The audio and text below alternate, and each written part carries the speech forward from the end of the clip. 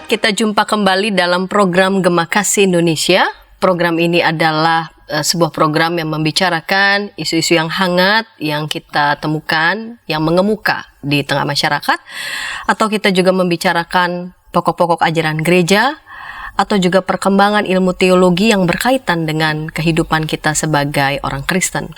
Sehingga dengan demikian dapat menolong kita sebagai orang Kristen untuk dapat merespons situasi dengan lebih tepat.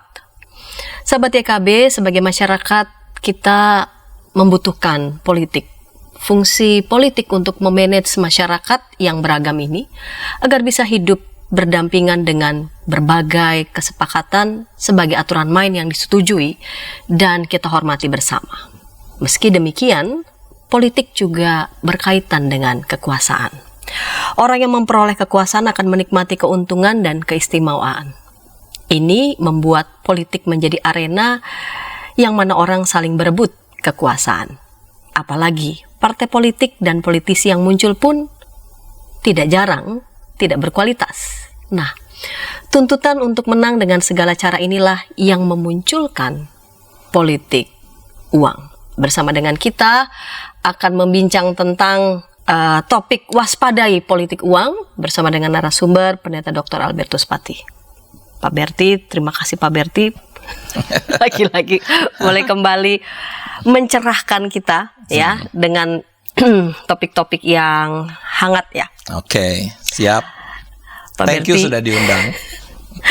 Pak Berti, kita mau memasuki tahun politik dalam rangka event pemilu 2024. Walaupun 2 tahun lagi, tapi Masih lama sebetulnya.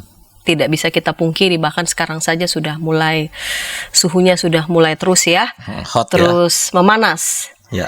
Maka kali ini kita akan membahas tentang politik uang dengan tujuan agar kita semua bersikap waspada terhadap praktek politik uang yang efeknya bisa saja dapat merugikan seluruh elemen ya sebagai bangsa.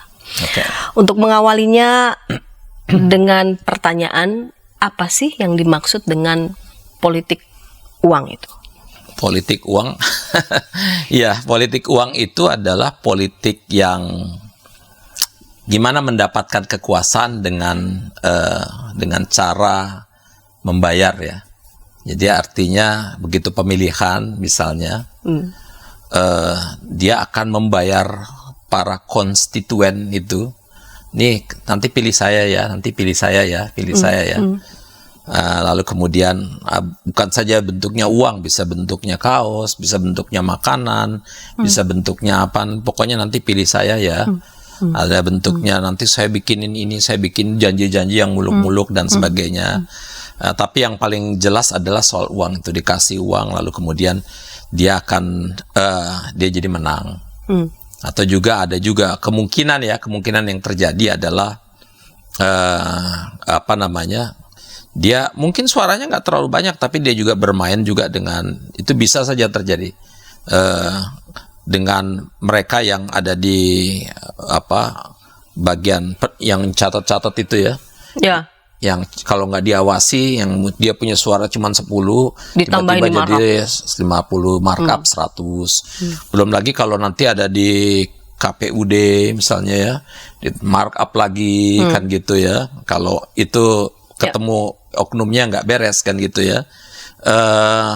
Di KPU bisa juga terjadi begitu. Dimanapun potensi itu ada dan asal dibayar aja. Gitu ya. Sehingga sebetulnya yang nama-nama yang muncul itu bisa jadi dia suaranya sedikit, tapi karena bayarannya banyak, suaranya jadi banyak. Menjadi gitu. banyak begitu ya. Itu bisa terjadi. Kan gitu. Sehingga itu politik uang itu gimana dengan uang you bisa pakai apapun untuk mendapatkan suara. Untuk mendapatkan atau suara. Dukungan. Untuk mendapatkan suara dan dukungan. Iya. Nah, mengapa ya? Atau apa yang menyebabkan para politisi begitu ya? Tak terkecuali juga ya para partai politik gitu menggunakan hal tersebut begitu.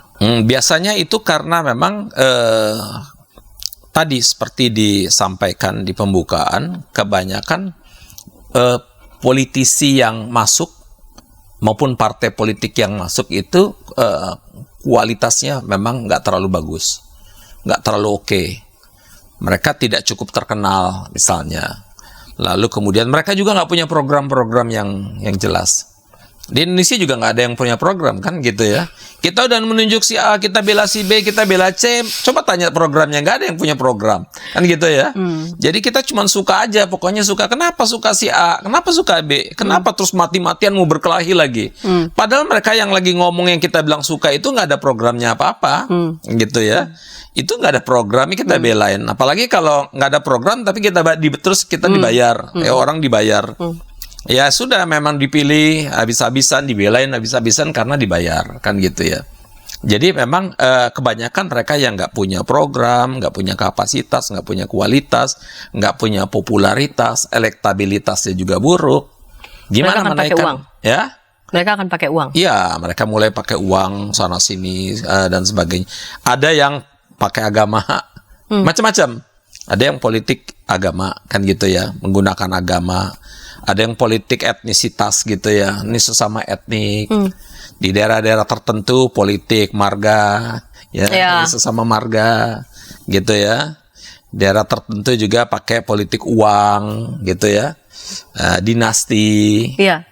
Itu macam-macam politik itu kan sebagainya. Tapi uang itu di semua politik apapun segala macam ada duitnya. Pakai uang. Uang Harus number ada one. uang. Uang number one. Yes. Karena begini, kalau yang dibilang politik uang itu tidak sekedar uang number one, tapi itu dikatakan the mother of corruption. Karena begitu orang itu nanti kepilih dengan melalui politik uang, dia kan udah keluarin duit banyak. Iya. Ya kan? Nah, begitu dia terpilih, boleh dong aku kembalikan uang yang sudah aku keluarkan. Nah, dari situ dia jadi mother yang mengakibatkan kalau begitu wajar dong kalau aku sekarang ketika aku dalam posisi tertentu udah kepilih entah jadi mungkin wali kota kayak bupati kayak menjadi gubernur apa presiden dan sebagainya, aku udah keluar bertriliun-triliun, boleh dong kalau begitu sekarang aku pakai untuk mengembalikan uang yang sudah aku keluarkan.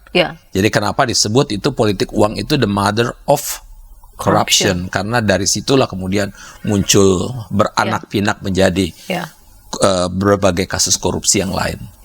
Menurut pandangan Pak Berti begitu ya, yang terjadi di Indonesia ini praktek politik uang ini terus menerus, apakah akan ada harapan gitu? Indonesia itu politik uangnya itu tinggi loh. Yang politik uang tinggi itu di Afrika dan Amerika Latin. Itu tinggi sekali politik uangnya. Di Indonesia ini termasuk tinggi. Nomor 3. Nomor 3? Nomor 3. Yang nomor 1 Uganda. Nomor 2 Benin. Miskin ya? Ya. Nomor 2 Benin, nomor 3 Indonesia. Nyaris hampir semua pilkada pemilu ada uangnya. Dan yang repot adalah ada satu penelitian dilakukan oleh LIPI mengatakan bahwa 40% pemilih di Indonesia itu menerima uang, menerima topangan duit atau topangan apapun bentuknya, kan gitu ya. Jadi menurut mereka itu wajar-wajar aja. Kenapa? Kan aku memilih, kan aku dibayar, kenapa? Apa yang tidak wajar di situ? Kan gitu ya. Jadi 40% itu menerima karena menganggap sesuatu yang wajar. Kenapa? Pernah ditanya lagi, diteliti lagi. Kenapa you nganggap itu sebagai sesuatu yang wajar? Begini, begitu mereka dipilih, aku udah gak diperhatiin. Jadi dari sekarang gue peras duluan. Gitu kan? Tapi dia nggak tahu. Jadi ini saling memanfaatkan. Betul. Daripada nanti dia kepilih, terus aku udah gak diperhatiin, lebih baik sekarang aku minta duluan. Jadi bayar di muka, kira-kiranya bor, ya gitu ya. Ini bayar di muka duluan dan sebagainya. Inden. Ya gitu kan. Bayar di muka. Jadi mereka banyak yang waktu ditanya kenapa sih tetap mau minta dan sebagainya, memaksakan itu. Karena kalau udah kepilih, dia nggak bakal ini. Jadi kalau you datang, misalnya Mbak Santi ini seorang politician yang baik, saya janjikan ini saya nggak punya uang, you jangan takut, nanti kalau saya udah selesai ini saya akan gini-gini, orang nggak percaya. You cuma ngomong-ngomong, habis itu you naik ke atas juga, you nggak akan mikirin gue. Ngapain gue ini, mendingan sekarang aja gue nuntut dulu, kasih dulu duit, buktikan dari sekarang. You nggak mau keluarin duit karena yang lain udah keluarin duit, itu aja baik, ini aja baik, kasih duit, ya baik. Kenapa you nggak ini? Ngapain you nggak ngasih gue? You datang dengan idealisme, selesai. Biar kata you idealisme dengan berpikir ini nanti program saya gini. Nggak cukup, kan nggak cukup. You tetap harus pakai uang. Dan celakanya politik uang ini kan, yang celakanya bukan saja terjadi dalam dunia politik kenegaraan, bahkan di dalam dunia pemilihan ketua-ketua sinode, di dalam pemilihan gereja juga pun pakai politik uang juga. Itu udah merembes kemana-mana politik uang itu. Yang namanya politik kan nggak sekedar selalu di negara, bahkan di dalam konteks yang organisasi yang lebih kecil pun, bahkan di dalam organisasi keagamaan pun seringkali pakai politik uang. Iya emang. Nanti saya pilih Anda ya, yang penting yuk kasih saya tiket pesawat pulang pergi. Nanti kalau yuk pilih Anda, nanti mana duit ini pertemuan kita. Tanda tangan dulu dan sebagainya. Ini kan memang sesuatu yang memang udah merusak habis, udah jadi budaya di tengah bangsa kita ini. Dari itu kita nomor 3 setelah Uganda dan Benin, dan 40% loh terima uang dari politisi atau partai. Berarti ini sesuatu yang dianggap wajar saja ya? Iya. Biasa saja begitu. Betul. Itu udah jadi penyakit sebetulnya. Kita sebutnya itu culture atau penyakit berarti. Udah, pada satu sisi dia udah jadi budaya yang merusak. Dan memang ya dia udah jadi penyakit spiritual sebetulnya. Ada kelumpuhan spiritual di situ. Orang udah nggak rasional lagi. Dan gitu ya. Sehingga memang di masyarakat di pedesaan, ya sekali lagi yang pernah ditanya, kenapa sih mau tetap maksain? Kan gitu ya. Ya mereka bilang begini. Ini saya dengar langsung dari salah satu tim suksesnya, maupun dengan orang yang dia bawa ya, masyarakat sekitar, mewakili masyarakat. Pak, kalau kita nggak minta sekarang, kita nggak nuntut sekarang, dia nggak bakal ngasih. Dari itu kita nuntut sekarang aja, kasih dulu. Nah itu. Jadi kayak kasih panjer. Habis itu lo lupain juga gue nggak apa-apa, gue udah kaya. Gue udah dapat duit. Habis itu kan lo lupa. Ya udah. Kita udah dapat duit paling sedikit, dia nggak tahu efeknya besar. Itu sekali lagi ini mother of corruption. Mother of corruption. Apakah ini memang yang dikehendaki begitu oleh masyarakat? Ini Indonesia masuk peringkat ketiga ini nggak main-main berarti Pak Berarti.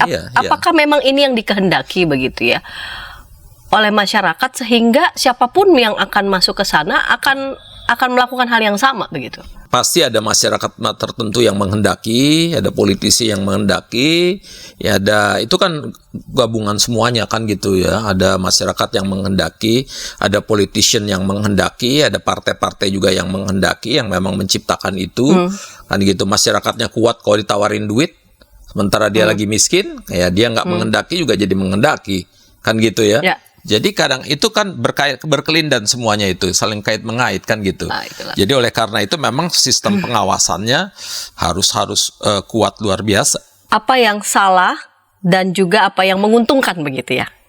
Apa yang merugikan tapi juga apa yang menguntungkan dengan praktek politik uang yang kerap kali dilakukan, bukan saja pada momen-momen besar, tetapi juga pada relasi atau organisasi-organisasi yang kecil. Namun sebelum kita memasuki segmen yang kedua, kita dengarkan pesan-pesan berikut ini.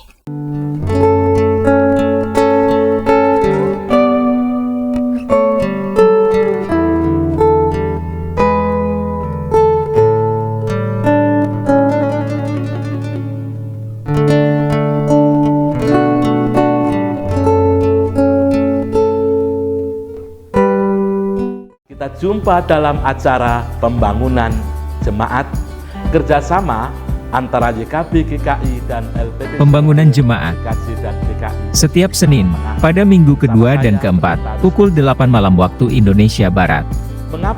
Dapat Anda nikmati di channel YKB GKI TV.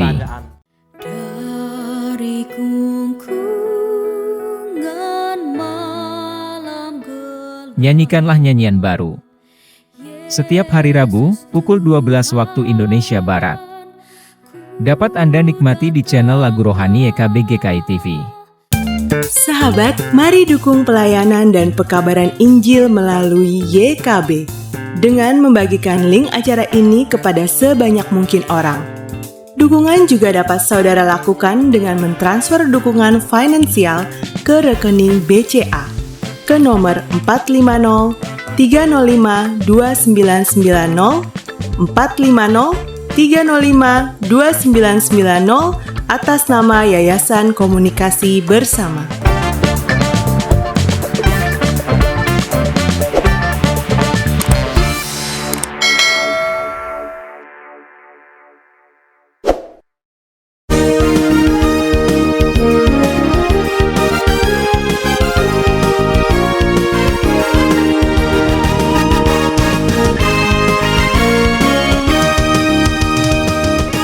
Sahabat Senang masih bersama dengan kami dalam program Gema Kasih Indonesia. Pada saat ini kita membincang tentang waspadai politik uang bersama dengan Pendeta Dr. Albertus Pati. Dan baru saja kita melewati segmen pertama, saat ini kita sudah tiba di segmen yang kedua. Pak Berti, di segmen yang pertama Pak Berti tadi sudah menyampaikan begitu ya, bahwa masyarakat begitu ya kerap kali begitu meminta begitu dari awal, Anda you bisa kasih apa ke kami begitu ya. Toh juga nanti kalau you sudah berkuasa you pasti akan apa? Kalian pasti akan lupa lah. Sebelum kalian lupa ya. Ya, kasih dulu buktinya sekarang begitu ya. Panjer. Kasih dulu panjernya sekarang gitu ya. Betul. Karena toh juga nanti apakah itu semacam apa ya? Alasan saja begitu ya. Jadi dari sejak awal begitu. Jadi kami mau dapat untungnya saja, entah nanti prakteknya mau seperti apa kayak praktek kehidupan berpolitik, padahal tadi kan ya kehidupan berpolitik bukan cuma soal kekuasaan tapi juga kan menata kehidupan bersama gitu. Betul. Apa efeknya berarti nanti kalau hanya soal apa ya? Praktek politik uang dari itu dianggap biasa saja begitu Pak. Iya. Jadi memang masyarakat mungkin sudah mengalami banyak kepahitan gitu. Orang berjanji sana sini, setelah itu dia nggak pernah didatengin. Dia udah pilih nggak datengin, dari itu masyarakat lihat, wah ini kalau kayak gini caranya, lebih baik kita minta panjernya duluan lah kan gitu. Lokasi dulu, buktikan di awal, habis itu you nggak mau lupakan kami juga. Memangnya kami pikirin kan gitu. Emang gue pikirin ya, sehingga masyarakat minta lebih dulu.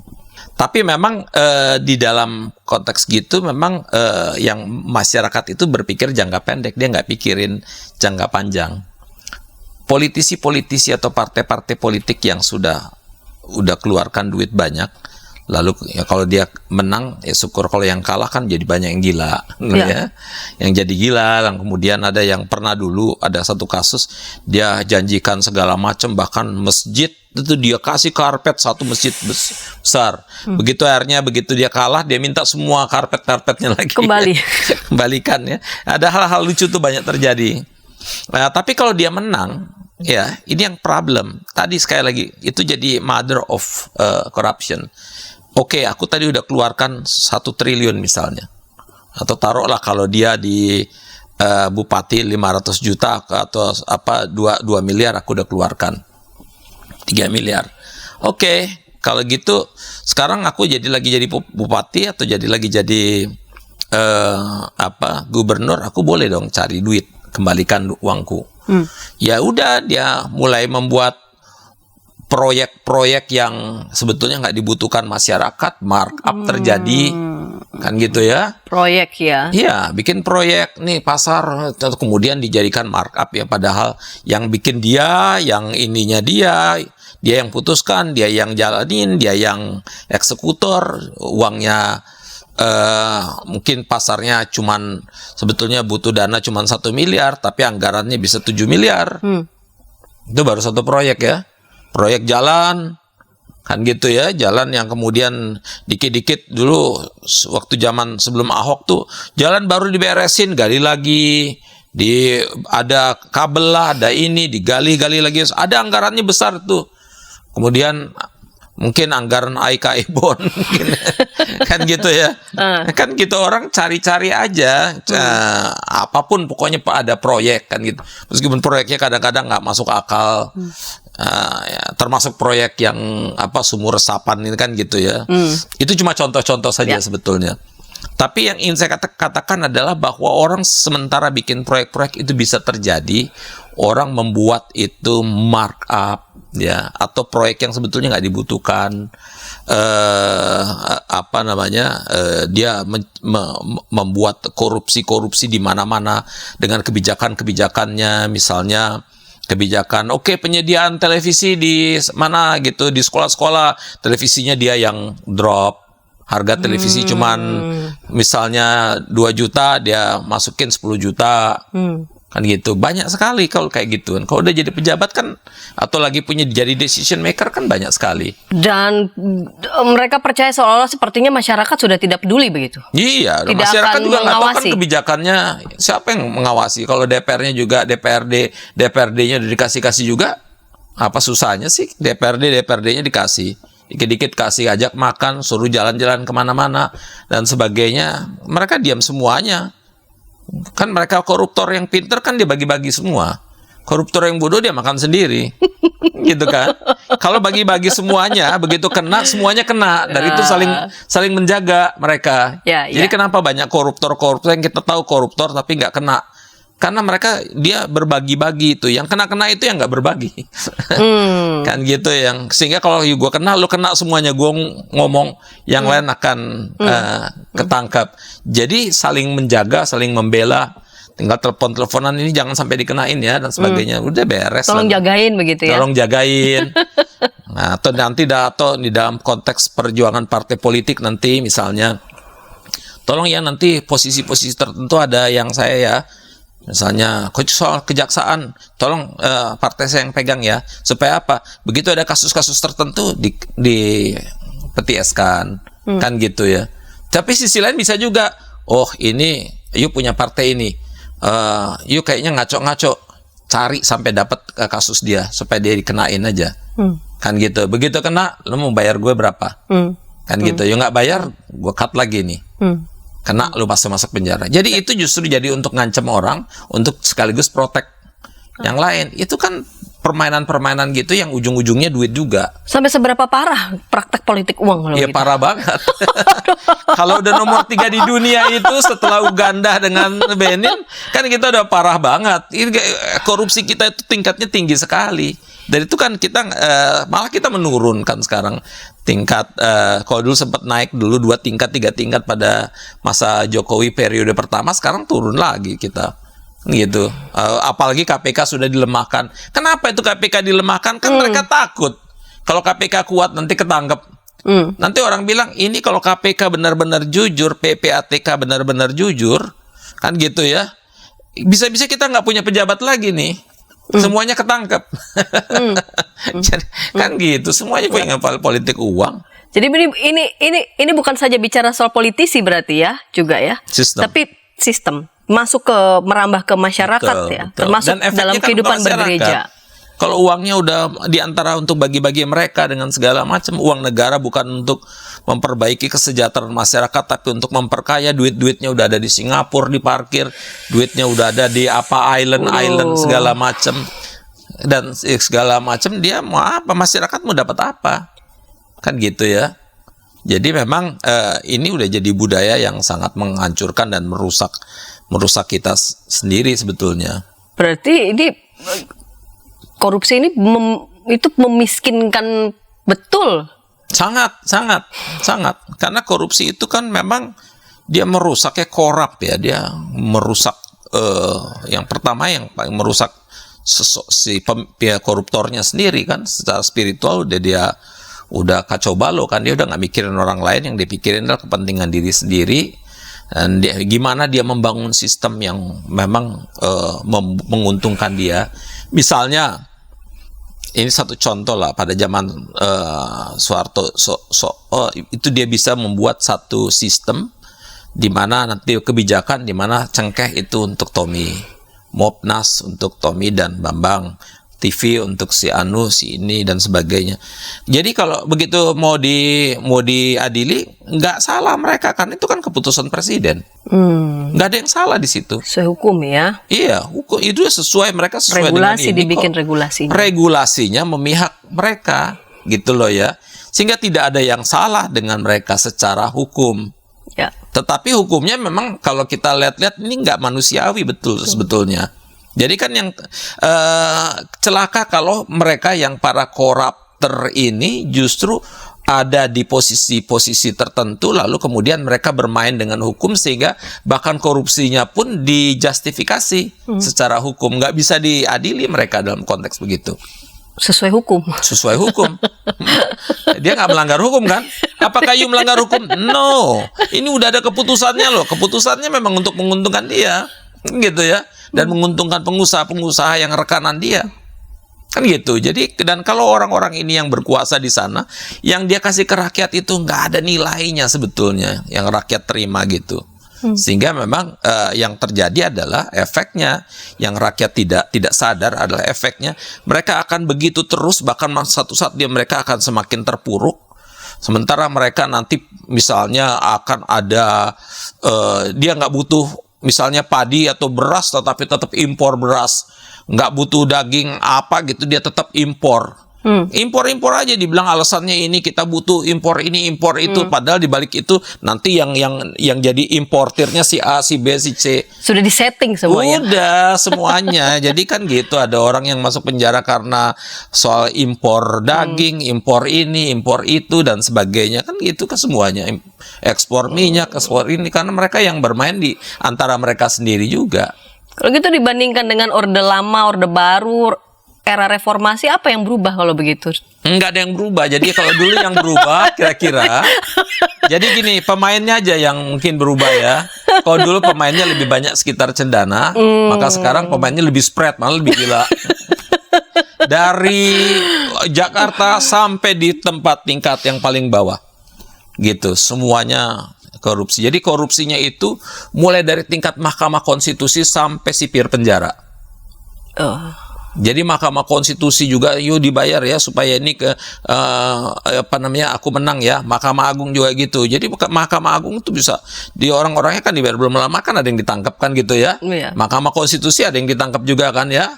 Patrialis Akbar itu dulu kan gitu ya, dengan ketuanya bahkan juga.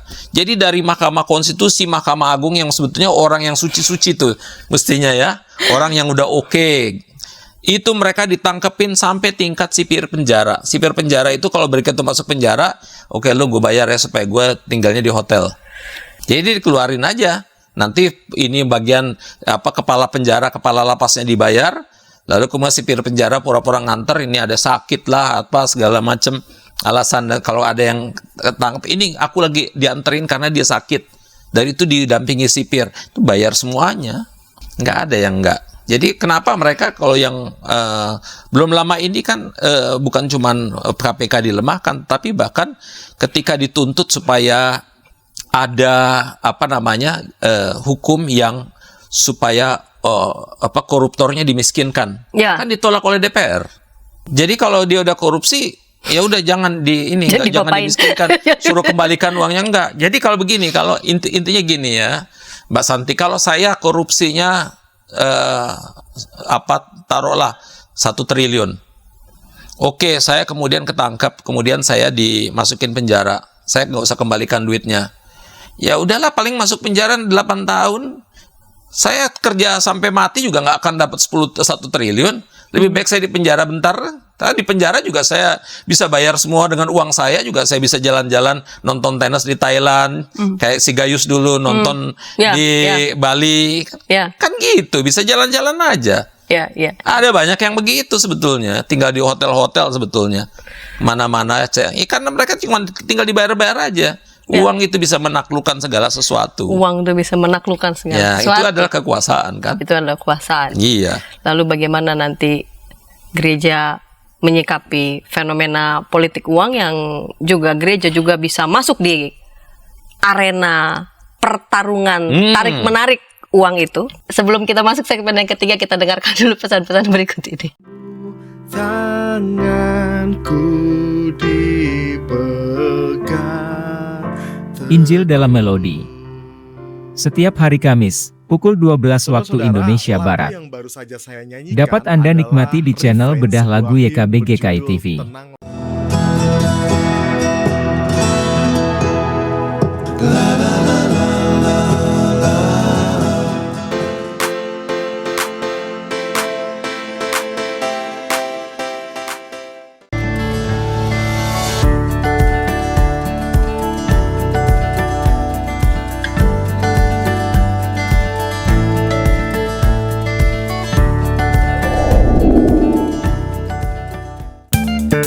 Sahabat, mari dukung pelayanan dan pekabaran Injil melalui YKB dengan membagikan link acara ini kepada sebanyak mungkin orang. Dukungan juga dapat saudara lakukan dengan mentransfer dukungan finansial ke rekening BCA ke nomor 450 305 2990 450 305 2990 atas nama Yayasan Komunikasi Bersama.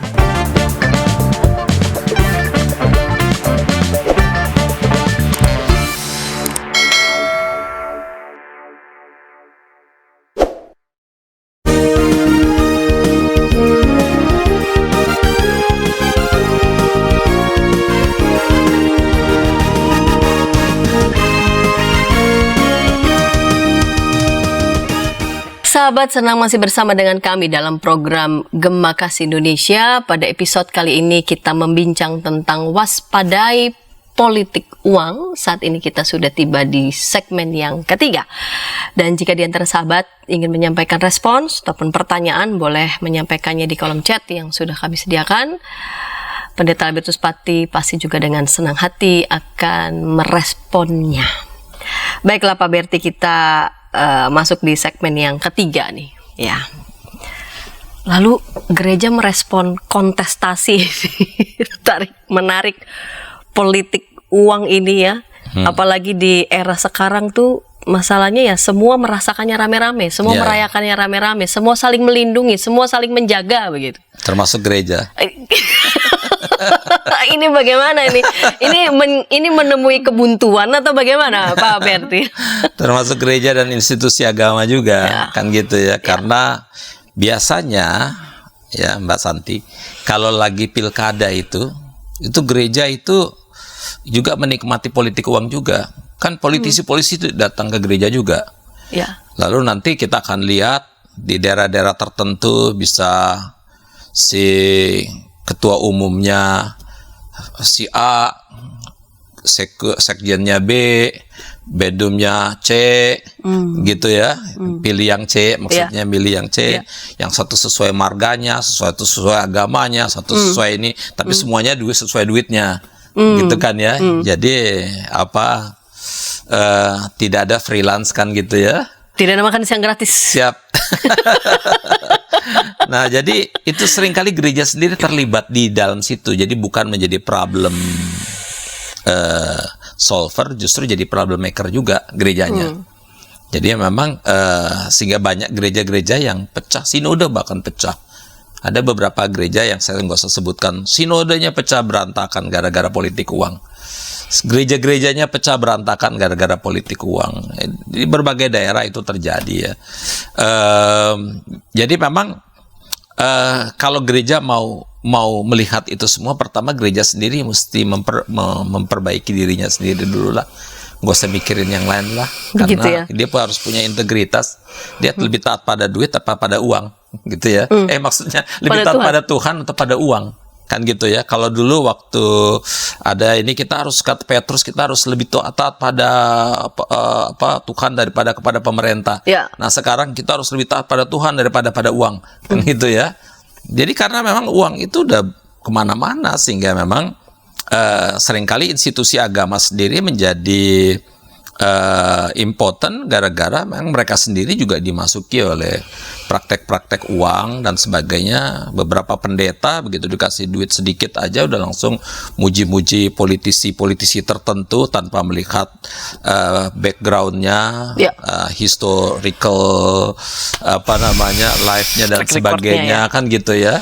Nggak melihat latar belakang apa dia sejarahnya pada masa dulu, kan dia udah muji-muji habis-habisan, bahkan didoain lagi gitu ya. Saya berkali-kali saya diundang untuk doa gitu, saya bilang saya nggak mau karena itu. Lo kan masa doa nggak mau sih pendeta, doa politik kalian jangan membohongin saya udah urusan kayak gini sudah sering. Itu kalian doa politik. Kalau kalian saya doa tapi ada wartawan atau yang kemudian lihat saya berdoa di event satu partai tertentu, orang akan Pak Pati ada di partai itu ya. Kalian enak aja, kan saya punya masa. kan gitu. Saya nggak mau yang lakukan itu, kan gitu. Kalau you datang untuk minta ceramah, ya eventnya ceramah nggak apa-apa. Kalau cuma doa ya saya nggak mau, kan gitu ya. Artinya kan berarti saya ada di situ cuma diminta doa, kan. Nggak ada orang khusus diminta doa kemudian dibayar. Iya. Kan gitu ya. Jadi kecuali dia ikut hadir dalam acara itu khusus, kan gitu ya. Jadi saya bilang gitu. Jadi memang ada yang memang nggak tahan untuk ikut terlibat di situ. Lalu kemudian gereja hanya mendapat fasilitas-fasilitas tertentu dan sebagainya. Lalu sekali lagi kepentingan jangka pendek itu untuk kepentingan gerejanya atau kepentingan dirinya demi duit dan sebagainya, itu seringkali mereka menutup mata untuk kepentingan yang lebih luas. Jadi politik uang itu merasuk bahkan sampai di gereja-gereja ya. Nah, saya bersyukur bahwa saya mendengar ada itu gerakan yang anti lakukan pembinaan terhadap masyarakat supaya mengatakan atau anti terhadap uang. Ya. Ada seingat saya itu ada sekitar 35 desa pada pemilu kemarin itu 35 desa yang mengatakan kami tidak mau dibayar. Ya, itu di daerah Jawa Tengah ya. Kami tidak mau dibayar apapun juga dan sebagainya. Jadi kami akan memilih dengan betul-betul dengan hati nurani kami. Jadi mereka menolak itu. Jadi itu pembinaan yang berhasil. Dan pembinaan-pembinaan seperti itu harus dilakukan karena masyarakat itu harus sadar ketika mereka mendapatkan uang atau efek dari politik uang yang mereka terima itu kecil sekali. Tapi mereka itu nanti efeknya akan menghancurkan mereka karena kebijakan-kebijakan pemerintah yang atau politisi yang menerima duit itu akan justru lebih membuat mereka lebih menderita. Karena mereka akan mengambil keuntungan sebanyak-banyaknya puluhan, ratusan kali lipat. Bahkan bisa lebih parah dari yang modal pertama dalam tanda petik yang diberikan ya. Kan mother of corruption tadi. Jadi oleh karena itu mereka harus dididik, dilatih supaya memang menolak untuk yang namanya politik uang itu. Dan yang itu pertama. Yang kedua adalah memang gereja-gereja mulai mempersiapkan juga umatnya supaya jangan ikut politik uang. Gerejanya sendiri tidak mempraktikkan, pendetanya sampai sinode juga tidak lakukan itu juga. Jadi jangan hanya karena atau politik apapun, politik marga, politik agama, jangan pernah lakukan itu, kan gitu. Karena dia seorang pendeta atau apalagi pimpinan sinode, kan gitu, atau institusi besar yang tingkatnya nasional, itu di bawah dia itu mungkin punya jemaat yang partai A, yang partai B, yang partai C. Begitu dia mengatakan kita harus ini, itu pecah di bawah. Mestinya politik jangan memecahkan kita dong, tapi di tengah perpecahan politik kita hadir untuk merekatkan. Jangan terbalik, politik itu malah memecah belah gereja dengan segala macam. Itu balik lagi pada integritas pimpinan-pimpinannya, termasuk pendeta-pendetanya. Jangan baru dijanjiin, baru dikasih duit sedikit aja, bahkan nanti dikasih guru sekolah minggu dikasih duit dan kemudian lalu muji-muji setinggi langit dan sebagainya, nggak lihat-lihat apa namanya yang terjadi dan sebagainya. Jadi oleh karena itu sekali lagi integritas dari para pemimpinnya itu sangat dibutuhkan, dan pembinaan kepada umat itu harus semakin ditingkatkan. Juga terhadap para pemimpin gereja harus ditingkatkan. Lalu juga ikut gerakan-gerakan anti korupsi di desa-desa itu ya, di daerah dimanapun juga ya. Itu kita harus topang itu, sehingga memang semua orang bisa mengatakan no, kami tidak mau korupsi. Jadi kami tidak mau lagi politik uang dan stop politik uang gitu kan gitu ya. Nah itu kan kita akan jauh lebih maju, sehingga yang dipilih itu betul-betul mereka yang punya kualitas. Orang datang dengan program-program, dipaksa untuk you datang programmu apa. Kalau you datang dengan duit kita nggak mau terdengar, you pergi aja sana. Tapi kalau datang dengan nggak, kita nggak punya program tapi kita punya duit, mau nggak, lalu diterima, you akan membuat pada akhirnya ujungnya you akan sendiri akan lebih menderita. Jadi apa yang harus mulai dilakukan ini oleh gereja, katakanlah di salah satu jemaat begitu ya, atau gereja tertentu begitu, katakanlah ada jemaat-jemaatnya kader-kader tertentu begitu di partai-partai, lalu kemudian gimana nih menyikapi dialektikanya begitu ya di antara sesama warga gereja yang terdiri dari macam-macam kader partai dan mereka katakanlah sama-sama ingin maju begitu. Oke, untuk para kader-kader partai di gereja itu kan harus dirangkul semuanya, gitu kan. Siapkan mereka supaya mereka tidak berpikir jangka pendek. ya toh.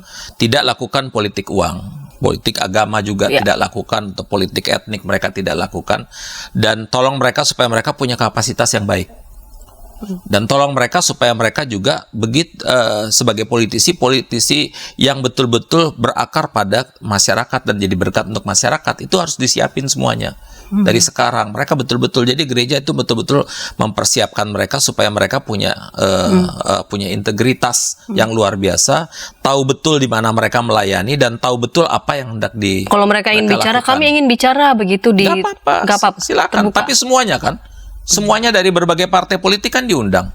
Silakan, yuk mau bicara apa saja, nanti kita doain semuanya kok. Saya kalau begitu dibilang, Pak Pati saya mau ketemu, saya mau supaya ini ada beberapa partai politik, orang-orang politisi hadir. Oke, saya bilang minta didoain, boleh, saya bilang. Kok didoain? Iya, nanti saya di atas ini, siapa lagi orang-orang dari partai yang akan ikut pemilihan umum atau pilkada atau apa segala macam, saya doain semuanya. Saya nggak dukung si A, si B, si C, si D. Jadi kalau mereka datang nih mau kasih duit, enggak, saya nggak butuh uang. Saya nggak mau juga dibayar-bayar kayak begituan. Bahkan mereka yang mau ketemuin saya, itu saya selalu tanya untuk penghubungnya. Orangnya gimana? Oke nggak dia? Dia jadi begitu dia jadi DPR atau ketika track recordnya itu dia betul-betul untuk masyarakat atau tidak. Kalau dia cuma nggak pernah untuk masyarakat, track recordnya jelek, nggak pernah ngomong apapun dan sebagainya, nggak usah ketemu saya nggak suka.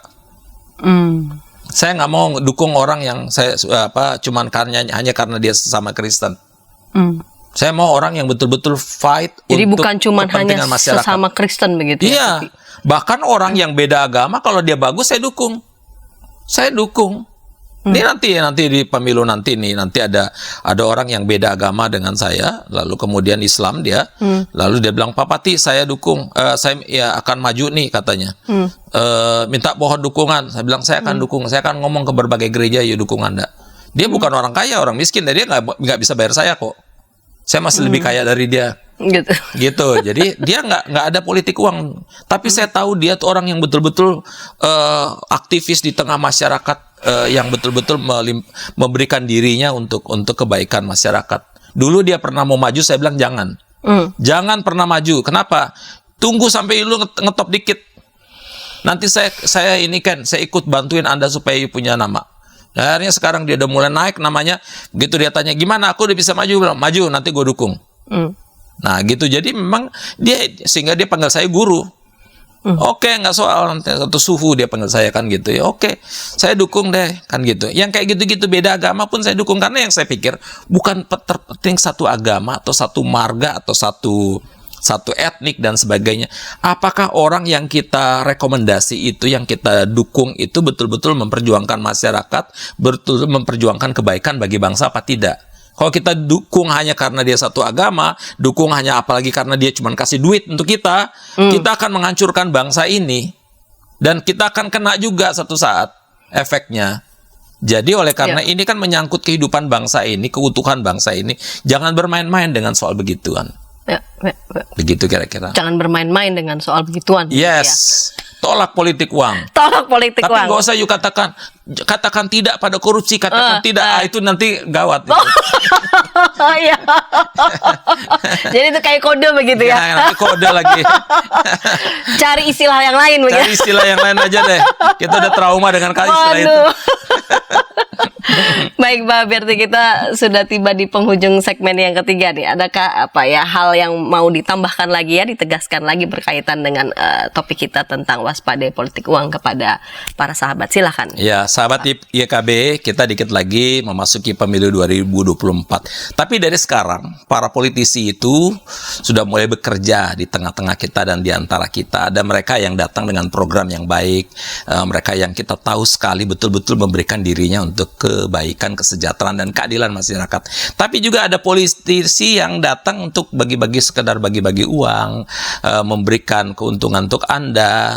Kalau Anda memilih yang kedua, nanti dia justru ketika terpilih, dia akan memanfaatkan jabatan posisinya itu untuk mendapatkan uang sebanyak-banyaknya, dan pada akhirnya akan menderitakan Anda.